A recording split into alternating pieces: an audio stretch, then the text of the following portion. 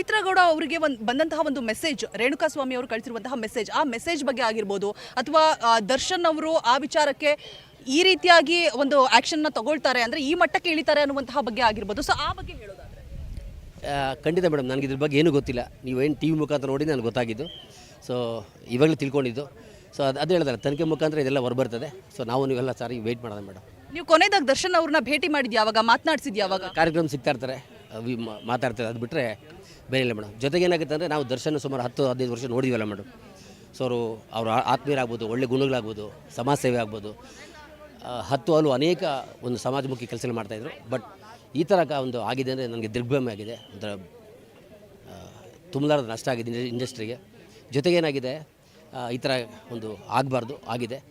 ಅದೇ ನಾವು ಹೇಳಿದಾರೆ, ಚಿತ್ರರಂಗ ಆಗ್ಬೋದು, ನಾಡಿನ ಜನತೆ ಇವತ್ತು ರೇಣುಕಾ ಪ್ರಸಾದ್ ಸ್ವಾಮಿ ಇದ್ದಾರೆ ಚಿತ್ರದುರ್ಗ, ಅವರಿಗೆ ಕುಟುಂಬಕ್ಕೆ ಧೈರ್ಯ ತುಂಬೋ ಕೆಲಸ ನಾವೆಲ್ಲರೂ ಮಾಡೋಣ ಮೇಡಮ್. ತನಿಖೆಯಿಂದ ಹೊರಬರೋಗಿ ನಾವೆಲ್ಲರೂ ತಾಳ್ಮೆಯಿಂದ ಇರಬೇಕು.